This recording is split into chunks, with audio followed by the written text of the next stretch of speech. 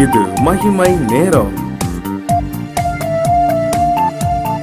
கர்த்தரும் இரட்சகரும் ஆகிய இயேசு கிறிஸ்துவின் நாமத்தினாலே மகிமை தொலைக்காட்சி நேயர்களுக்கு என்னுடைய காலை வணக்கத்தை தெரிவித்துக் கொள்கிறேன். மீண்டுமாக இந்த மாதத்திலும் ஆண்டவருடைய வார்த்தை உங்களோடு சொல்வதிலே நான் மகிழ்ச்சி அடைகிறேன். இந்த வாரத்திலே நாம் தியானிக்கும்படியாக தெரிந்து கொண்ட தலைப்பு சோர்வு. நம்ம எந்தெந்த காரியத்திலே நாம் சோர்ந்து போகக்கூடாது, எந்தெந்த காரியத்திலே நாம் சோர்வுக்கு இடம் கொடுக்க கூடாது என்று சொல்லி வேதம் நமக்கு கற்றுத்தருகிறது என்பதை நாம் ஒவ்வொரு நாளும் தியானிக்க இருக்கிறோம். வேதத்திலே சோர்ந்து போன மக்கள் யார், ஆண்டவர் அவர்களை எப்படி உற்சாகப்படுத்தினார் என்று சொல்லி நாம் ஒவ்வொரு நாளும் தியானிக்க இருக்கிறோம். நிச்சயமாக சோர்ந்து போன நம் ஒவ்வொருவருக்கும் பிரயோஜனமாக இருக்கும் என்று சொல்லி நம்புகிறேன். இந்த முதலாம் நாளிலே நீதிமொழிகள் 24 அதிகாரம் 10 ஆபத்து காலத்தில் நீ சோர்ந்து போவாயானால் உன் பலன் குறுகினது. ஆபத்து காலத்தில் நீ சோர்ந்து போவாயானால் உன் பலன் குறுகினது. இந்த வசனத்திலே நாம பார்க்கிறோம், ஆபத்து காலத்தில் நாம் சோர்ந்து போக கூடாது. மனிதர்களுக்கு எப்பொழுது சோதனை ஆபத்து வருகிறது என்று சொல்லி நாம் அறியோம். திடீர் என்று சொல்லி எதிர்பாராத நேரங்களிலே ஆபத்து நம்மை சூழ்கிறதை நாம் அறிந்திருக்கிறோம். கொஞ்சம் கூட எதிர்பாராத நேரங்களிலே பல விதங்களிலே ஆபத்து நமக்கு வருகிறது. ஒரு ஆபத்தான ஒரு உலகத்திலே, ஆபத்தான சூழ்நிலையிலே நாம் இப்பொழுது வாழ்ந்து கொண்டிருக்கிறோம். வசனம் சொல்கிறது, ஆபத்து காலத்தில் நீ சோர்ந்து போகக்கூடாது. நமக்கு ஒரு ஆபத்து வரும்போது முதலாவது நம்ம செய்கிறது என்ன? சோர்ந்து போகிறோம். ஐயோ, எனக்கு இப்படி ஒரு நிலைமை வந்துட்டே, இப்படி ஒரு ஆபத்து எனக்கு வந்துட்டே, நான் என்ன செய்வேன், நான் எப்படி இந்த ஆபத்துல இருந்து நான் தப்புவிச்சு நான் வெளியே வருவேன் என்று சொல்லி நாம் சோர்ந்து போகிறோம். ஆண்டவருடைய பிள்ளைகளுக்கு ஆண்டவர் கொடுக்கிற வார்த்தை, அப்படிப்பட்ட ஆபத்து நேரத்திலே நாம் என்ன செய்ய வேண்டும்? எல்லாருக்கும் வாழ்க்கையில ஆபத்து வரத்தான் செய்யும்.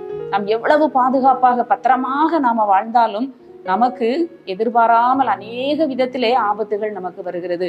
அப்படிப்பட்ட சூழ்நிலையிலே நாம் என்ன செய்ய வேண்டும் என்று சொல்லி நாம் பார்க்கிற பொழுது சங்கீதம் 51 சங்கீதத்திலே நாம் பார்க்கிறோம், ஆபத்து காலத்தில் என்னை நோக்கி கூப்பிடு, நான் உன்னை விடுவிப்பேன். ஒருவேளை இந்த நாளிலும் கூட ஏதோ ஒரு ஆபத்திலே சிக்கி கொண்டு இருக்கலாம். நான் எப்படி இந்த ஆபத்திலிருந்து வெளியே வருவேன் என்று சொல்லி சோர்ந்து போய் இருக்கலாம். ஆண்டவருடைய வார்த்தை சொல்கிறது, ஆபத்து காலத்தில் என்னை நோக்கி கூப்பிடு, நான் உன்னை விடுவிப்பேன். அநேகர் என்ன செய்வாங்க, இப்படிப்பட்ட சோதனை நேரங்கள்ல, ஆபத்தான நேரங்கள்ல ஆண்டவரை மறந்துடுவாங்க, ஆண்டவரை விட்டுருவாங்க. ஏதாவது ஒரு வழியில இந்த ஆபத்துல இருந்து நம்ம தப்பித்து கொள்ள முடியுமா என்று சொல்லி பல விதத்திலே தப்பிக்க வகை தேடுகிற மக்கள் உண்டு. ஆனால் ஆண்டவருடைய வசனம் என்ன சொல்கிறது? ஆபத்து காலத்தில் என்னை நோக்கி கூப்பிடு, நான் உன்னை விடுவிப்பேன் என்று சொல்லி வசனம் சொல்லுகிறது. இந்த தாவீது ராஜாவுடைய வாழ்க்கையை நாம பார்க்கிற பொழுது அநேக ஆபத்துகளை அவர் கடந்து வந்தார். அநேக இக்கட்டுகளையும் ஆபத்துகளையும் அவர் கடந்து வந்தார் என்று சொல்லி நாம் அறிந்திருக்கிறோம். ஒவ்வொரு கட்டத்திலும் ஆபத்து வருகின்ற நேரங்களிலெல்லாம் அவர் சோர்ந்து போகாமல் கர்த்தரை நோக்கி கூப்பிட்டு அந்த ஆபத்தில் இருந்து அவர் தப்பி கடந்து வந்தார். அதனாலதான் நம்ம வாசிக்கிறோம், என் ஆபத்தில் ஆண்டவரை தேடினேன், இரவிலும் என் கை தளராமல் விரிக்கப்பட்டிருந்தது. ஒரு ஆபத்து வரும் பொழுது நாம் இரவும் பகலும் ஆண்டவரிடத்திலே, ஆண்டவரை எப்படியாவது இந்த ஆபத்தில் இருந்து எங்களை விடுவித்து கொண்டு வரும், இந்த ஆபத்தை எங்களை சேதப்படுத்தாதபடி எங்களை காத்துக்கொள்ளும் என்று சொல்லி நாம் இரவிலும் பகலிலும் ஆண்டவரை நோக்கி கூப்பிடுகிற பொழுது நிச்சயமாக ஆண்டவர் நம்ம என்ன செய்கிறார்? தப்புவித்து கொண்டு வருகிறார். 91 சங்கீதம் கடைசியிலே நாம் பார்க்கிறோம், ஆபத்தில் நானே அவனோடு இருந்து அவனை தப்புவித்து அவனை கனப்படுத்துவேன் என்று சொல்லி ஆண்டவர் வாக்கு கொடுத்திருக்கிறார்.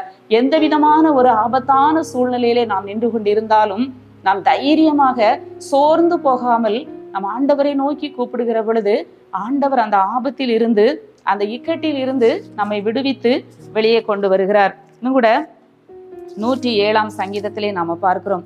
107 சங்கீதத்திலே 28 பார்க்கிறோம், அப்பொழுது தங்கள் ஆபத்திலே அவர்கள் கர்த்தரை நோக்கி கூப்பிடுகிறார்கள், அவர்கள் இக்கட்டுகளுக்கு அவர்களை நீங்களாக்கி விடுவிக்கிறார்.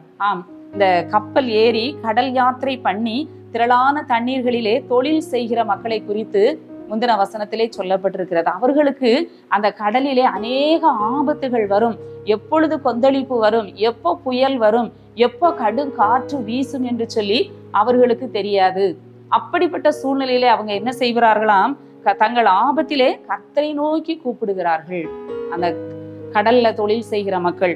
அப்போ ஆண்டவர் அவர்களை அவர்களுடைய இக்கட்டுகளுக்கு நீங்களாக்கி விடுவிக்கிறார். நாமும் கூட நம்ம வாழ்க்கையில வருகிற இக்கட்டுகளுக்கு, ஆபத்துகளுக்கு நாம் கர்த்தரை நோக்கி கூப்பிட வேண்டும். சோர்ந்து போய் நாம் என்ன செய்ய வேண்டியதில்லை, வாழ வேண்டிய, ஒடுங்கி போக வேண்டிய அவசியம் இல்லை. கர்த்தர் இக்கட்டுகளுக்கு, ஆபத்திலே வருகின்ற இந்த இக்கட்டுகளுக்கு, ஆபத்து நாளிலே நாம் கூப்பிடும் போது ஆண்டவர் நமக்கு செவி கொடுக்கிறார். அடுத்த வசனத்திலே பார்க்கிறோம், கொந்தளிப்பை அமர்த்துகிறார், அதன் அலைகள் அடங்குகின்றது. எவ்வளவு பெரிய கொந்தளிப்பாக இருந்தாலும், ஒருவேளை நமக்கு ஆபத்துகள் நெருங்கி நிற்பது போல, நம்மை அழித்து விடக்கூடிய சூழ்நிலைகள் நம்மை சூழ்ந்து நின்றாலும், நாம் கர்த்தரை நோக்கி கூப்பிடுகிற பொழுது ஆண்டவர் என்ன செய்கிறார்? கொந்தளிப்பை அமர்த்துகிறார், அதன் அலைகள் அடங்குகின்றது. யுரோக்லிதான் போன்ற கொடுங்காற்றும் பெரிய புயலும் நம்முடைய வாழ்க்கையிலே அது எழும்பினாலும், நமக்கு ஆபத்தை விளைவிக்கக்கூடிய சூழ்நிலைகள் வந்தாலும் ஆண்டவர் என்ன செய்கிறார்? நாம் அவரை நோக்கி கூப்பிடுகிற பொழுது கொந்தளிப்பை அமர்த்துகிறார், அதன் அலைகள் அடங்குகின்றது. ஆம் பிரியமானவர்களே, நம்முடைய வாழ்க்கையிலும் கூட ஏதோ ஒரு ஆபத்து, ஏதோ ஒரு பிரச்சனை நம்மை நெருங்கி நிற்கிறது என்று சொல்லி நாம் அறிவோம் என்று சொன்னால், நாம் சோர்ந்து போகாமல் கர்த்தரை நோக்கி கூப்பிட வேண்டும். ஆம், ஆபத்து காலத்தில் நாம் சோர்ந்து போவோம் என்று சொன்னால் நம்முடைய பலன் குறுகினது. அப்போதான் நம்முடைய பலன் என்ன, ஆபத்து வரும்போதுதான் நம்முடைய பலனை நாம் அறிந்து கொள்ள முடியும், நம்முடைய பலன் என்ன என்பதை நாம் புரிந்து கொள்ள முடியும்.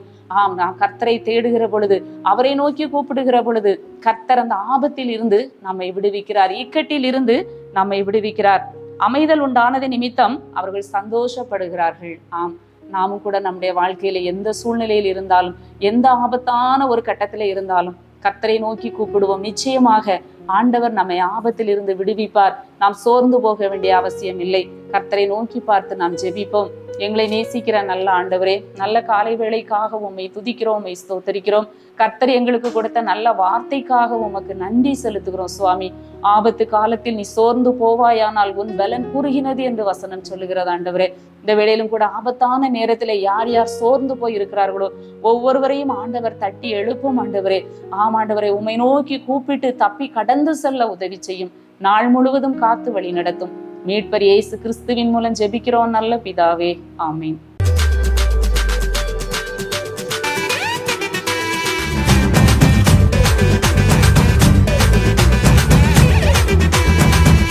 மகிமை மகிமை